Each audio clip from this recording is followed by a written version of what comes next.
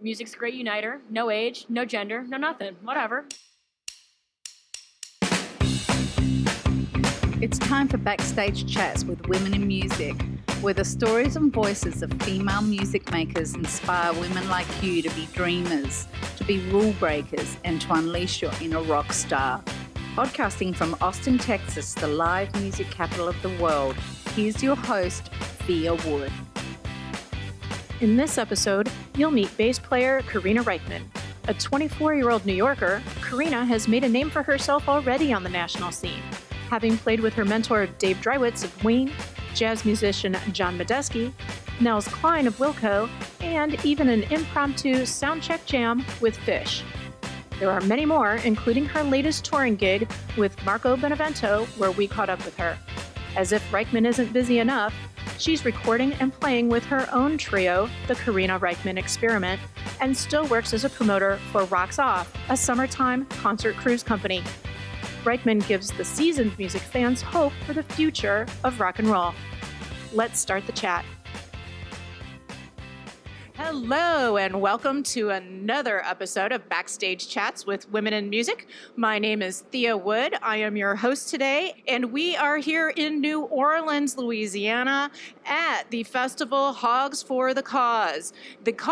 We are raising money for families struggling with expenses related to children's pediatric brain cancer treatments. And so we are super excited to be here with them, as well as the wonderful, shreddingest 2X chromosome bass player on the planet, Karina Rykman. Karina, welcome. Hi, great to be here. Thank you. It's so exciting to be here with you. We are really looking forward to the next few minutes together.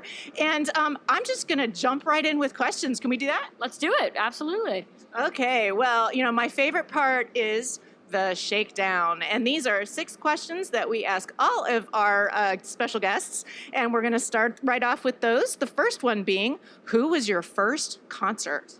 Oh boy, I'm going to date myself here. And it was 2007. I was in 7th grade, and it was my dear friend Benny's birthday party, and it was Fall Out Boy at Madison Square Garden. That's right. It's not impressive, but that is exactly what happened. Not gonna lie to you. I love it. Fantastic. Okay, so the next question: what was the first album you bought with your own money? With my own money, it would have to be Bleach by Nirvana, and that was on vinyl. But I do remember my friend Bobby, Benny and Bobby. He lent me, I think, $3 because I was $3 short, and I remember it was in the Village in Manhattan, at a record store called Bleecker Street Records. Well, thank you, Bobby, for that little loan. Thanks, Bobby. So yeah, mostly me, but I had some help, not gonna lie to you. All right, next question. Which artist or band is in heavy rotation on your Spotify or Deezer right now? Oh boy. So many, and I'm so ADD about everything that I just I listen to a little bit of everything and I'm just constantly checking new stuff out. But if I were to name one, Krungbin, it's just been on massive rotation for me. It's just the most likable, listenable music I've heard in a good long time. Such a vibe. So. Okay, well, fans, now we have somebody to look up on Spotify. There we go. Let's see, next question. Which woman has had the most influence on your career? Well, I wish I could say a specific female promoter or agent or manager or somebody like that. But is it contrived to say my mother? Because I think it is, shout out to my mother, Ann Boyman, bless her heart.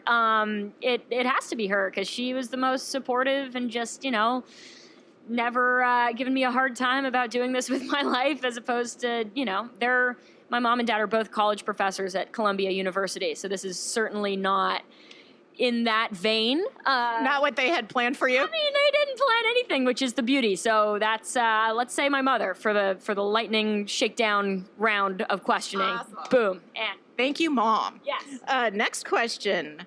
If you could have dinner with any woman, dead or alive, who would it be? Oh, boy. Wow. That's a tough one right there, too. Can we just say Tina Weymouth and get it over with? You know what I mean? Because absolutely, I think we'd have a lot to talk about, and I think it would be real interesting. Tina, How about Okay, there we go. Perfect. And last question. What is one life goal you'd like to accomplish before climbing that golden stairway to heaven? Whoa, deep one. That's a deep one. Deep. Yeah, I don't know. I mean, I I live more day to day than that. Like people ask me, where do you see yourself in 5 years and stuff like that, and I just say I don't know where I see myself tomorrow. You know what I mean? But so that said, a headlining show at Madison Square Garden one day, God willing. I don't know. How about that? Perfect. Good one? Actually, Good one? I think that's about as good as you can come up with. That's it. I think we'll go with that one. Okay, so first of all, so speaking of tomorrow, you're heading back to New York tomorrow. Correct. And you have been on this tour with Marco Benevento that you're playing again this evening, and then you head out tomorrow. What happens when you get home? Good question. I'll be chilling a little bit, but then I have a headlining show with my own band coming up, not this week, but the next. So hopefully rehearsing a lot with my band and writing new music, and just kind of trying to buckle down and be as creative as possible. And the name of your band is the Karina Rykman Experiment. That's correct. And let's talk a little bit about the experiment part. What is experimental about your band? It started out as 100% experimental. We, and the entirety of last year, which is when this whole thing began, where, I didn't have any like lofty plans for it or anything, but people wanted me to play at this thing. And I was like, yeah, let me call my friends who I like to improvise with. So it was completely improvised for a long time. And that was the experimentation portion of it, because it was just, you step on stage with not even a semblance of jumping off point or like a tune or a chord that we were going to start. Nothing. Like walk on and just go in blind, But these days, after a year of that, I mean, that's super liberating and awesome, but it's also terrifying. And it's also like, I don't know. Now I'm buckling down a little bit with them, and, we all certainly know how to improvise, but do we know how to write songs is the question. So, well, and with recording, I mean, how does that work when you're being so experimental and you're coming out with an album? How do you prepare or plan for that and record that? I mean, it's complicated. And, right now trying to write, just 3-minute long little things, and then we'll see if in the studio we take them out, but live we really take them out, so that's the vibe on that. Right, because it's not just we just go out there and do something. There's much more to it Certainly. Even if it's experimental. Absolutely. No, I mean, and now we're just, we're experimenting with being concrete, if that makes sense. Absolutely. So, all right. And so we're practicing, we're recording, we're getting off of tour, and you're working as a promotional director, manager, general manager, talent buyer, marketing director. I staff every show, just about everything. And can you tell our fans what you do, what company you're working for, and how it works? Sure. I work for a company called Rocks Off Entertainment LLC. That's the that's the LLC. Anyway, I've been doing that for 7 years now, and it's just it's the best. It's a indie concert promoter in New York, started and owned by my dear friend and boss, Jake Sufnerowski, who started doing this in 2001. So it's old school, and the flagship event is the Concert Cruise. So we put together an entire summer's worth of programming, bands playing on boats for 3 hours in the New York Harbor. And then we bring you back to shore, and you just got rocked. And we take you to the Statue of Liberty. There's food, there's water. It's a delight, really. It's really fun. So I work behind the scenes very closely with Jake, kind of putting that all together. Okay, and I do want people to understand. You say you've been working there for 7 years. How old were you when you started working there? It was the summer between high school and NYU for me. So I was 18, but it was, right before I started college. And then started out as an intern. I met him because I was playing in a band called Sound of Urchin that played on one of those boats. And then at the end of the night, I was like, I've always heard of this guy. He was kind of infamous around like the New York booking scene. So I went up to him and I was like, hey, I really love the Rocks Off ethos. I love your style. I love everything you do. If you need an intern, I'm starting college in like a month. I'm your gal. And he was like, yep. like, you start tomorrow. Can you come tomorrow? And I was like, yeah. So then literally that was 2012 and here we are. Here we are today. 2019 and, just all, peaks, valleys, more responsibility, less responsibility, more or less. Because I've, at one point when I joined Marco's band, I was like, oh, you're going to need to pay me less to do less here. And, finding a balance of like how much I could handle being on the road and not and whatnot. But it turns out, that I work from the road, work from the bus. I put a show on sale this morning, like whatever it is. It's become so second nature to me working for this company. So, Right. Well, and all right, so touring with Marco's band, yeah. playing and practicing with your own band, working as the promoter, and somewhere in there, is there a personal life? Certainly. I mean, I consider it all a part of my personal life, if you know what I mean. They say if you love what you do, you'll never work a day in your life. And that's honestly kind of how I feel about it, which I'm knocking on wood with both hands, but it's not really wood, it's leather or something. But really, it's really one of those things where I feel like it's all a big part of me and it's not work like this. We're all friends. It's getting to do the most fun things with all of your friends all the time, including the rocks off portion. Like we staff everything. Like I choose who like comes on the boats and I choose when I go on the, you know what I mean? And like Jake and I are dear friends and like Marco and I are dear friends and all my bandmates are my friends. And, it's just a constant, really remarkable thing and a great time. And yes, no, I mean, I go to shows like when I'm home 5 nights a week that I'm not playing. If I don't have gigs, everybody's like, whoa, you're really at every show. And I'm like, well, I live in Manhattan, like I don't know what to tell you. Take advantage of it. Yeah, I don't know. It's why I'm born and raised there, and I certainly haven't left and don't plan to ever because it just suits the way I like to live. Well, and in the jam band scene especially, I see that it's obviously very male dominant as far as who you see on stage. Sure. And so, for instance, today we're at a festival where we have multiple groups and artists performing, and we come across people like Samantha Phish, or we come across people like The Boyfriend, or, different women performing. And I know a lot of people out there see in the media, oh, look at so-and-so's throwing shade at so-and-so, and there are these Instagram wars happening and all of this drama. Is that a myth? Can we myth bust that? Or how is it when you come across women backstage or through the media? Oh my God.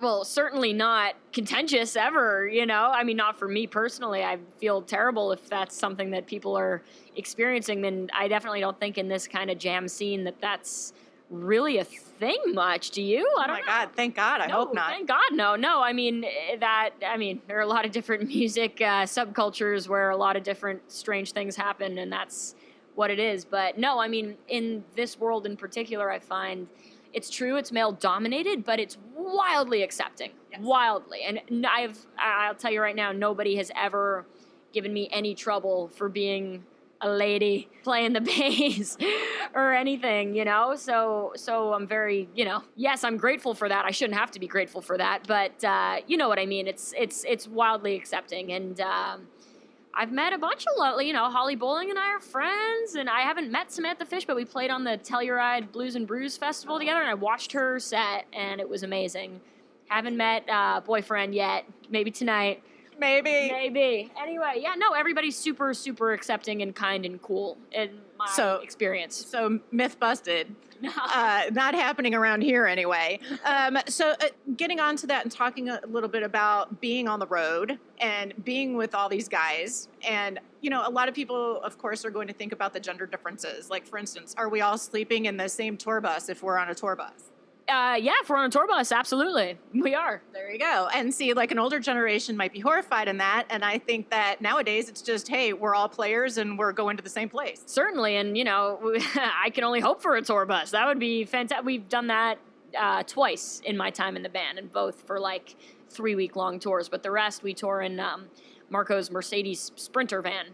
And then we all have our own hotel room. So, yeah, that's how that goes. But no, I mean, I love bus living, man. And we just, yes, they're all dudes, but they're my dearest friends. And we just laugh our way across the country. And it's really not, I mean, not that you need to know this, but like, since I was a very young child, like I had extremely few friends who were girls, and I used to run around with a pack of 12 boys. Like, it's just, the way it was. Like, I don't know. Natural. Not on purpose or anything, but those were just my friends. And everybody was like, oh, there goes Karina with all the, like, when I'm like, 10, 8, 10, whatever. I used to play a lot of sports. I used to skateboard, like all that stuff. And that was, that's what it was. And nobody's ever given me trouble for that. So. Well, I like to hear that. Yeah. How about, now here's the other side of the coin, is the age difference. I mean, if you're on tour with people who are 10, 15, 20 years older than you, do you see in behavior or things said, or are there any, age gap, cultural things that you come across? Sure. Funnily enough, I would tell you all, I'm an only child, and, they say a lot of things about only children that aren't so great, but, one of the things I would say is, the whole, like, they peer with adults thing. I always also felt that way. So when I was 14, 15, 16, like, whatever, I had friends 20 years my senior, and it didn't feel like anything. It was just people I played music with or met through this or that, or going to shows, seeing the Allman Brothers band every night, or going on Phish tour, whatever it was. I'll say that right off the bat, that I've been friends with people much, much older than me for quite some time, and, have never thought twice about it. It's just the way that it is. Yeah, much like a lot of stuff we're saying. Well, and I look at music as the great uniter. So many things like gender, age, socioeconomic background, all of these things, really, at the end of the day, when you're at the show, none of it matters. 100%. And that's exactly my experience with it as well. And I'm super grateful for that. And Marco and Andy or Dave Butler or whoever's on drums, who's, definitely 20 or so years older than me, maybe, 15, 18 years older than me, whatever. They're just super down and cool. If you can play, you can play, But tonight we have Johnny Kimmock on drums, Steve's son, and he is 5 years older than me, so just about, my peer. Oh, wow. And we laugh because we're like, oh, man, it's so nice to play with someone like, from our generation. The millennials are coming in, folks. But, of course, he's like the oldest soul ever, and, that's been said of me as well. I don't know if that's true, but it doesn't feel like you're playing with a kid when you're playing with right. at all, for a lot of reasons. So, yeah, I mean, I don't know. We just, music's a great uniter. No age, no gender, no nothing. Whatever. Let's take a moment to thank our friends at Honey and Abernathy Studio for supporting backstage chats with women in music, and give you a heads up about their new Be Happy subscription box. Each month, they curate feel-good body and home accessories from fair trade suppliers and artisans at, get this, almost 50% off retail prices. And even better, the subscription is flexible with 6, 9, and 12-month commitment options. And the coolest part, now listen to this, is that as an exclusive offer for backstage chats with women in music listening audiences, you'll receive a free gift when you use coupon BACKSTAGE with any online purchase. Follow at Honey Abernathy on Facebook or Instagram and try the Be Happy subscription box today. Don't worry, be happy. So, all right, we're going to also start here with a few fan questions that were sent to me when people found out that we were chatting. And are you ready to hear some of these? Yeah, for sure. Okay, let's start off. The first fan question, Lisa from San Francisco, California's Sail Time, she asked, I often find myself as the only woman on a boat full of men. Same girl, same. She says she wants to know, do you experience mansplaining like she does? Oh, wow. Not really. Maybe just because I'm a total lunatic, and if somebody is just pissing me off and talking too much, I'm like, all right, my man, that's been great. I'm gonna be over here. Like, I'm just super deflective about shit like that. Right. So shutting it down. Yeah, not even maybe on purpose. Just I don't have much patience for it. But a boat full of men. Yeah. Sounds about right. I'm so sorry. What was her name? Lisa from the Bay. California. Lisa, I really hope next time if somebody's mansplaining, just tell them to fuck off and walk to the other side of the room. How about that? Or jump overboard, yeah. maybe. Oh yeah, baby, that's a good one. Okay. Call a dinghy. Call a dinghy. Get your dinghy. Next question is Dorn from Madison, Connecticut, asks, does Marco ever wash that hat? Great question, Madison, Connecticut. I'll tell you what, the answer to that is no, but 2 years ago or something, we were on the road with Dispatch and Guster, and we played Merriweather Post Pavilion. And I don't know if you know this about MPP, but they recently redid it, and it has a crazy backstage spa and pool, and it feels like you're at Club Med all day before you play. And there was definitely a time where right after we played, Marco and I did jump in the pool with all of our clothes on right after the gig, including the hat. And honestly, the hat's never recovered since then. Oh, no. It looks Was it the chlorine? It must have been something, but it got a little warped for sure, and we just laugh about it. He, like, pulls it out of a suitcase and tries to shape it up. He's like, oh, man. But I don't think he'll buy a new one, and no, he definitely does not wash that thing. Okay, well, now we know the question, or the answer to that question. Next, we are hearing Chris from New Jersey. Who are your bass idols? Oh, boy. I mean, I have a ton, but number one, always and forever, is the reason I have this gig at all, and the reason you're interviewing me at all. My man, Dave Drywitz from Ween. Yep. He always says the right things, you know. If I start slapping, he's like, Karina, maybe we should just play some bass, you know, like a little bass. Or whatever it is, you know. If I ever try to play more than 4 strings, he's like, no, Karina, don't do that. And I'm like, oh, good call, you know. If I go too nuts on the effects, that's not true. Well, it is true. He's like, you know, maybe don't do that. Anyway, Dave's my whole, he's my guru for everything, so. And can we let everybody know how you two met and why you and Dave have this relationship? Sure. It's slightly complicated, but maybe not. When I was younger, I went to a School of Rock-esque type thing called Tomato's House of Rock, run by a man named Tomato, who was also the singer and drummer of this band, Sound of Urchin, that I ended up touring in. And we did a show, you know, with Gene Ween, a.k.a. Aaron Freeman, who came and picked the set list and whatnot. And it was like a couple Ween tunes, but like, you know, Paul Simon and T-Rex and Shaka Khan and like super eclectic, fun mix of tunes. And Dave would just come by those rehearsals to hang out. You know, he's friends with Tomato and whatnot. And that was like the first time he saw me play. I think I was 16. And we just kind of became pals from there. And he said to me, Karina, I want you to play guitar in my power trio, Crescent Moon. And I was just like, wait, what? I was in a bunch of local bands going nowhere at that point, and just kind of, you know, I was also in high school. Anyway, so I did a bunch of gigs with Dave as Crescent Moon, and, you know, our friendship just was, you know, ignited there, and still he's just one of the best people to know in the entire world. So I'm very grateful. Folks, you never know where it's going to happen or when, right? No, absolutely. No, it really, and it's all Dave, honestly, all of this. I wouldn't have a damn thing if it wasn't for Dave. Thank you, Dave. All right, next question. Wright from Maryland wants to know, if you could go back in time and play with any musician in history, who would it be and why? Oh, shit. Big one. That's a big one. I mean, the first thing that comes to mind is just like literally replacing John Paul Jones for an evening, you know? Like just maybe half the set, I come in during like In the Light or something, and then he stands on the side of the stage, and then I play with the rest of Led Zeppelin. I think that would be the dream. How about that?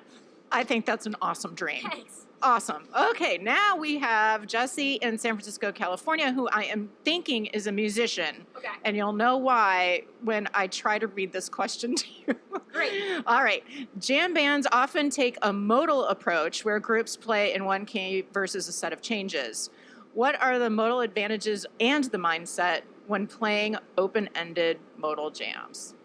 Oh, dude, Jesse. Heavy. Super heavy. What were the advantages? The advantages and the mindset that goes with it. Oh man, I mean, it's great. You know, we all love the open-ended modal jam, man. It just it allows you to, you know, kind of create more freely, if anything, as opposed to being kind of tied down in a certain or by a certain, you know, set of chords or whatnot. You can kind of go off, and I don't know, when we're all listening to each other and I'm playing with Marco, and it's, you know, there's me and Marco and drums, basically, so we just have to listen to each other and see where the other one's going. And with my band, too, you know, it's all, I don't know, doing that allows you to create more freely is really the call, and it can take all kinds of twists and turns that it wouldn't if you were just on, like, a, you know, 1-4-5 blues progression. So we like the type 2 situation.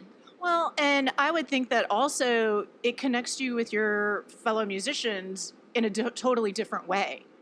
Oh, certainly, yeah. And it just, I don't know, it really, it opens up a whole new platform for you to just kind of create, like, you know, something new almost. And just, yeah, it's a listening exercise, and it's hard to exactly put into words, but it makes you draw from almost nothing, if you know what I mean. Like, you don't have parameters the way you do, so you have to really be thinking on your feet about what that next note or set of notes or triplet or whatever it is going to be. So it's almost like a game of chess. It sure is. I would agree. There you go. All right, we got our last fan question before our time starts to wrap up.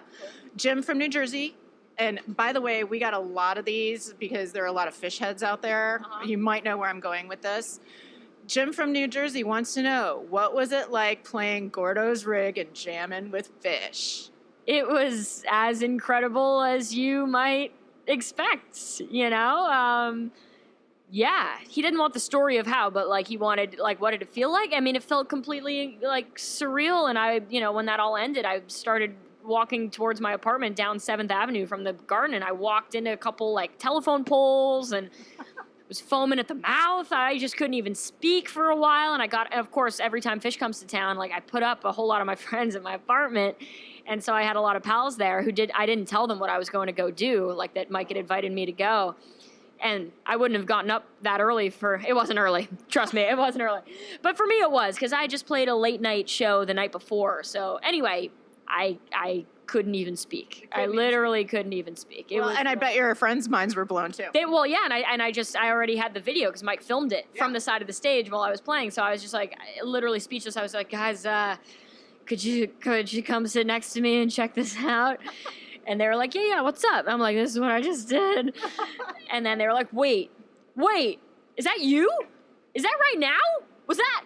And I'm like, We put it on the Apple TV on the flat screen, and everybody's like, what is going on? Yeah, anyway, it was beyond surreal. Right, just like a dream. Well, speaking of Phish, you know, I follow your Instagram a lot because you just have wonderful fun postings.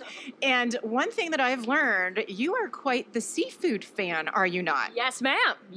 I'm hoping to eat a tower tonight at Luke. Oh, okay.